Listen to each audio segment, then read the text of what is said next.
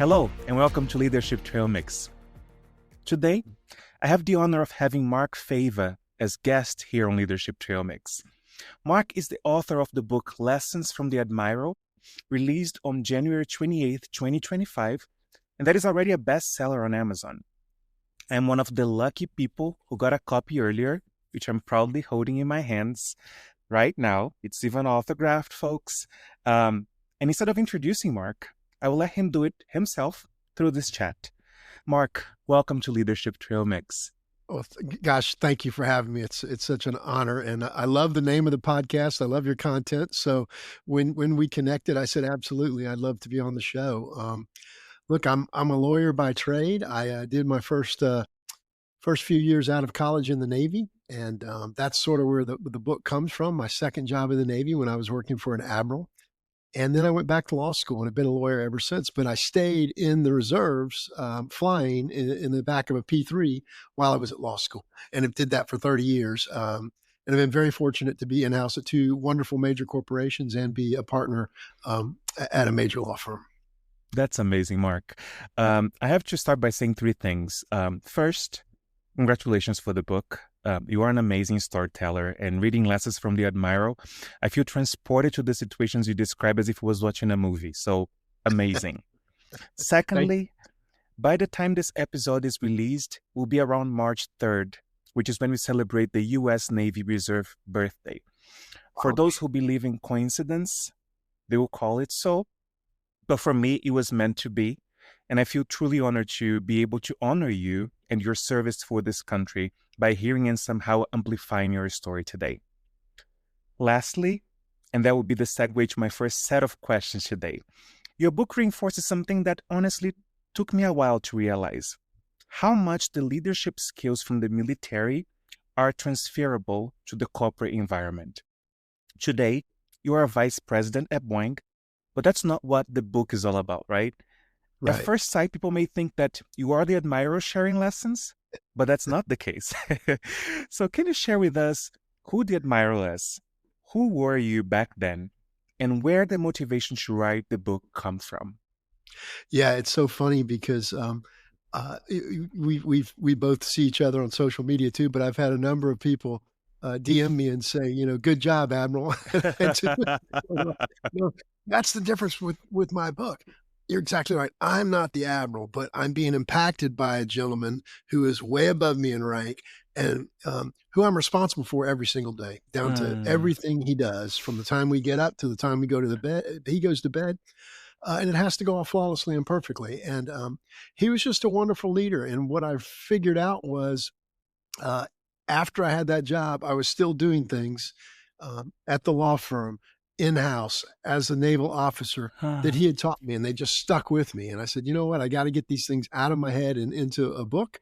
And the irony of the pandemic was it inspired me to do that, right? We had plenty of time. I was wasting a lot of time watching Netflix, and I said, you know what, I'm going to finally go back to what I've always wanted to do. And that's when I picked up pen and paper and fleshed it out. That's amazing. And what was the most powerful lesson you learned from the Admiral, Mark?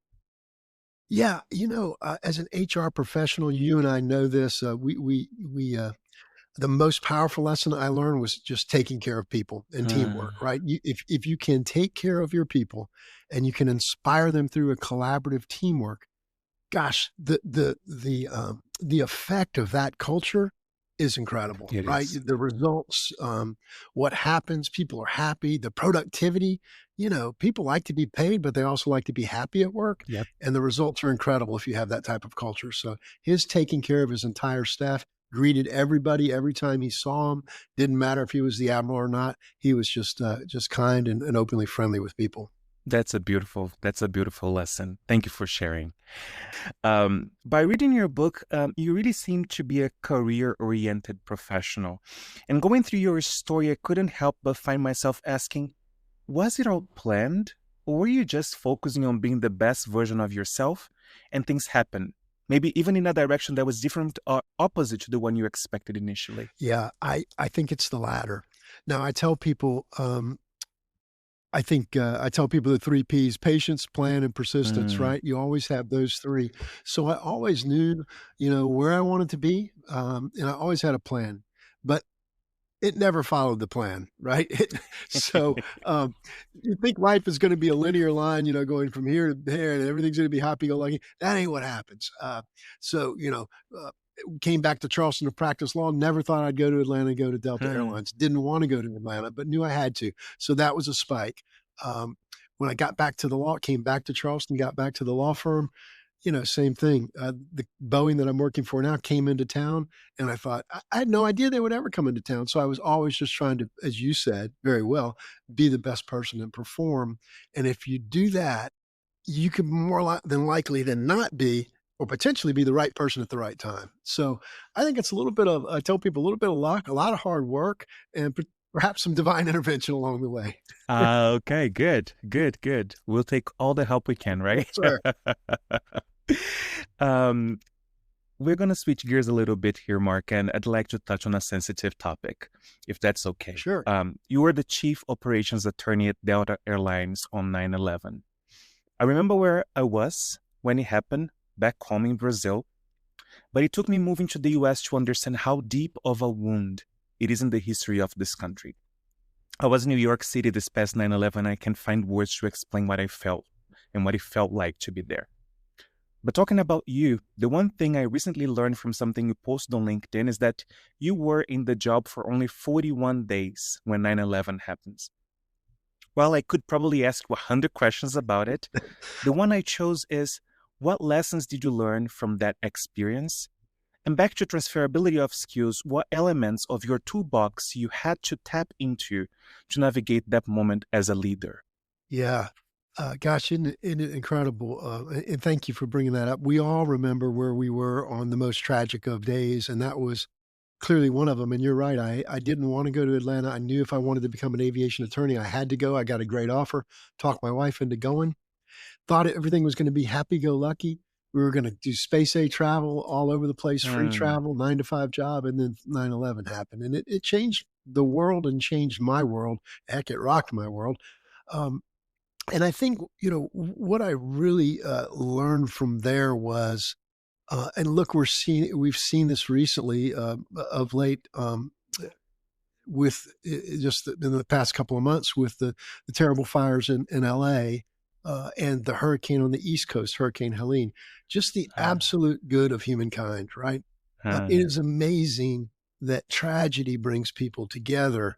And what I remember most after 9/11 was anywhere you went and anywhere you saw people, you were looking them in the eye and you would say, "Hey, how are you doing?" hmm. I mean, it wasn't like being on the subway in New York City when everybody's looking down and no one's talking. And culturally, everybody's a little bit different, but everybody was helping everybody else because we all shared that grief and that compassion for mankind and for each other. So I tell people all the time, out of that horrific thing came a lot of good. And if we could take just a portion of that goodness and kindness towards each other and carry it through day to day, how wonderful that would be, not only in the workplace, but otherwise. I can't agree more, Mark. Thank you. Thank you for sharing. I know it's a sensitive one, so I appreciate you being open to share that experience with us. And I wanted to go back to the Admiral for just a little bit. Sure. I love the chapter where you tell us how your time working with him ended, and love even more how you connected it to the fact that leaders always take good care of their people, and that is a sign of authentic leadership. You actually mentioned that at the beginning of our conversation today. In your point of view, what are the most impactful ways we as leaders can take care of our people? Yeah. I think the most impactful ways are ensuring their success and being a good mentor, right? Hmm. My measure of success, always as a leader or as a boss, is always been, um, how have my people progressed professionally and gotten promoted? I hate when a good person leaves and wants to go Hmm. somewhere else, just like when I told the Admiral, "I'm out of here. I got to go to law school." Yeah. And he tried to talk me out of it. He said, "Can I change your mind?" And I said, "No, sir." And then he said, "What can I do to help you?" That's Hmm. that's the good measure of a leader and an effective leader. So I say, take care of your people by not only giving them the work and giving them the credit, but helping them reach their dreams and goals. And if it means you got to say goodbye to your number one person, do it, just do it. Yeah, launch them out, wish them well, and find the next person and start working on the next person. Thank you. And I almost feel like you already gave us the answer for the next question, which is, as we get to the end of our chat and before I let you go, we always end our episodes with a call to action, something that people can start doing today. We can start doing today to be better leaders. And from the lessons from the Admiral, or maybe lessons from Mark himself, what would be the call to action today that you would leave us with, Mark? Yeah, I think we've talked about it, but I'll sum it up, I hope, nicely. Who are you mentoring? Who have you taken under your wing to ensure their success? Because there's a wonderful feeling of your success when you do that, right? So about 6 years ago, I saw a young engineer, and she was briefing in the factory floor, and she was doing an exceptional job. And the vice president was upset and saying, "Who put together these numbers? And this doesn't seem right." And he was just agitated. He wasn't being rude. And she raised her hand and she said, "I did, sir." And then she very diplomatically started to explain. Every head turns, "Uh-oh, she said." And she did a wonderful job. And I went up to her. The crowd leaves. I went up to her afterwards and I just said, "Okay, what's your name? Where are you from? And are you talking to anybody around here?" Because I saw in her already, an incredible ability to stand up and deliver. And she said, "I'm not." Now, look, I'm a lawyer and she's an engineer building airplanes. You can do that. It just doesn't matter. Miguel, I've been meeting with her now for 6 years.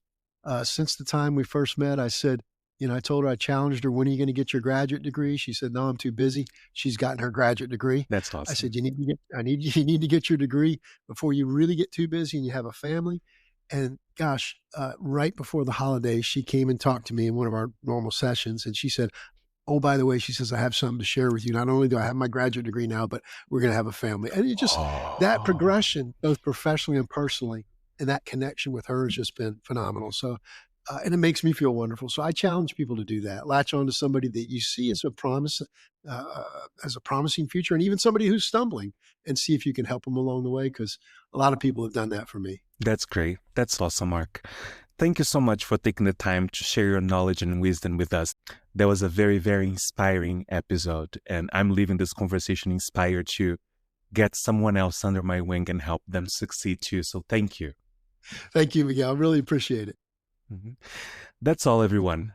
You can find Mark's book, Lessons from the Admiral, on Amazon or at a bookstore near you.